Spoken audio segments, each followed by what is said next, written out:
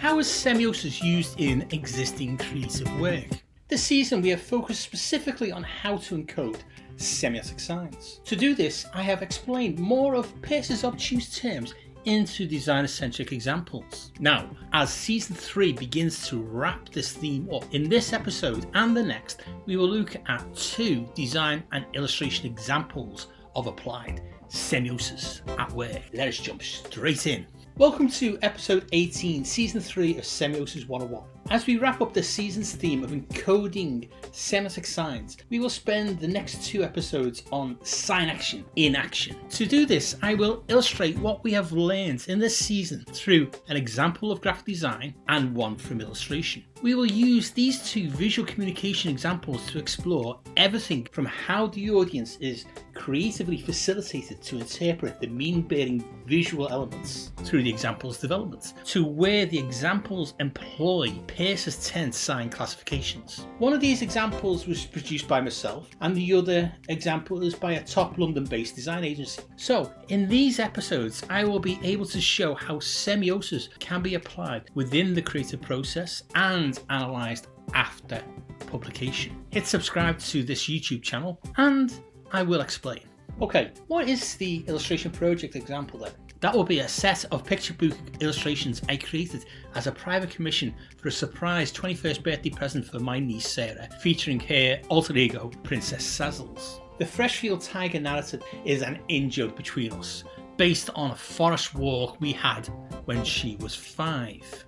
I will now use the Princess Sazzles to demonstrate how and where I encoded semiosis, with the caveat I have already previously stated that learning semiotics is not a how-to guidebook. The illustrations are a visual flow to get its target audience, the reader, to keep turning the pages to reach the end of a book. This episode's focus is instead a how-to through example. That means learning by example rather than a specific step-by-step linear guide. Okay, you got the difference? Good. If not, spend time watching the omnibus episodes to catch up on the cognitive differences in the approaches. Right, here is how I'm going to present this how-to episode. I will start on the macro level, meaning bearing in a state that Peirce calls thirdness. Then using both visual examples, I dig deeper through his state of secondness to the micro level of meaning bearing in a state of firstness.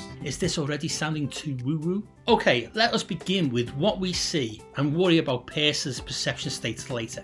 I can talk with authority on how the illustrations drip with semiotic signs. In the Princess Sazzles set of illustrations, we see picture book pages. In their specific ways, within the visuals you see meaning bearing to tell an actual story. For the primary target audience, my niece, the range of visual communication outcomes are intended to lead them to one of 2 intended outcomes. For my niece Sarah to reach the end of her 21st birthday present, to the last page, to get the joke. You viewers are not the primary audience. In the case of the Princess Sazzles illustrations, I chose a visual language of established fairy tale visual tropes to first establish the Sazzles character and the adventure. Later in the actual book's narrative, these tropes are subverted in a Tex Avery manner which breaks the fourth wall of narrative storytelling for my niece Sarah to get the joke. On a semiotic level, this is subtle and neither linear nor denotational. The depth of encoded meaning bearing is released dependent on the different target audience's perceptions and lived experiences. The more each audience member interprets, the richer the meaning they understand. The same visual output can be interpreted on 3 different levels. In episodes 3.1 to 3.4, I put Peirce's theory of the effects of interpreting into designer-centric contexts. To quickly summarise this into a pragmatic semiotic context, the effects on how people will interpret begin at an immediate effect level, then may continue to a dynamic effect and hopefully end at a final effect. If you see Princess, great, you are at an immediate effect level of interpreting. From an immediate level, micro, the basic visual facts are gathered by the intended audience. Visually, young girl, crown, walking, castle, forest path, etc. equals immediate interpretation, princess on an adventure. Great, job's a good one. Meaning gained? Yes. we know there is more. If you realise the images have more meaning than that, well, moving beyond the immediate interpretations of Princess, the works have more meaning to visually communicate. We can frivolously call this the so what stage, or the dynamic effect as Peirce names it, when what is seen proposes more than simply denotating princess. Why that princess, visualised in that way? Why is the princess in pink with a crown that moves into different positions, etc., etc.? These examples of meaning bearing are not accidental, but encoded into the visuals. They are performative and not just decorative, moving from a dynamic effect to a final effect of interpreted meaning. At this level, book readers will understand the visuals semiotically represent and therefore facilitate the audience to the full meaning of what they see. So let us flip straight to the final interpretive effect the examples want to lead their respective target audiences to. The narrative flow resulting in a narrative breakdown at the end of the book is visually crafted by the visualization of the character. Would you believe me if I told you that crown equals emotional state? Well, that is the meaning bearing propositions that are in plain sight if the audience wishes to unlock richer meaning beyond the obvious.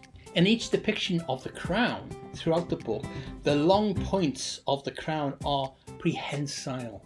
They react to the narrative action points that the character encounters. From page spread to page spread, the crown's points add extra information. Princess Sazel's emotions begin with confidence, through determination, worry, accusations, demands, and finally anger when the joke is revealed. On first sight, none of that detail would ever be possibly known by the audience. Only those audience members with the perception to unlock deeper meaning would. These levels of encoded deeper meaning lie dormant until interpreted. Hence, Peirce's state of secondness needs the state of firstness to semiotically bait the triggering of perception to propose further interpretations and richer meanings. From an illustrator's or designer's point of view, this is the state that the semiotic sign action, semiosis, facilitates for the audience to make the perceptual jump from that resembles X to that proposes Z. Secondness is just how Peirce defines that point when perception moves from, oh, it is just that, to,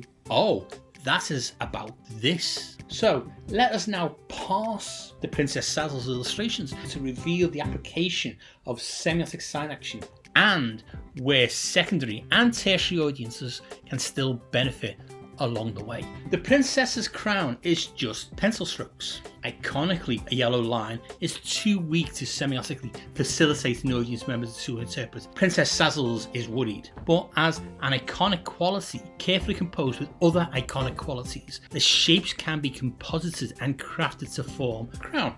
These iconic elements at this firstness perception point have been perceived, interpreted as existent things known to the audience. They have moved to an indexical representation level and perception to a level of secondness. Now, a crown can propose a deeper meaning within the visual communication that is encoded in plain sight. Let us quickly summarize this into a quick takeaway. It is fine if some of the audience never realizes any of these points. The imagery are still meaning bearing. They are visually communicating something to someone about Princess Sazel's.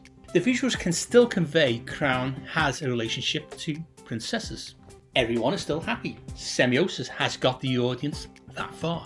The audience's perceptions just has not been triggered to interpret more yet. What is crucial to understand now, as this 10-minute episode draws to a close, is that the semiotic how-to of how to semiotically encode meaning is prevalent on one thing from the creative. Whether a designer or illustrator, this one thing is that everything we design or illustrate will always be meaning bearing. Come back next episode where you can see you have been doing semiotics all the time.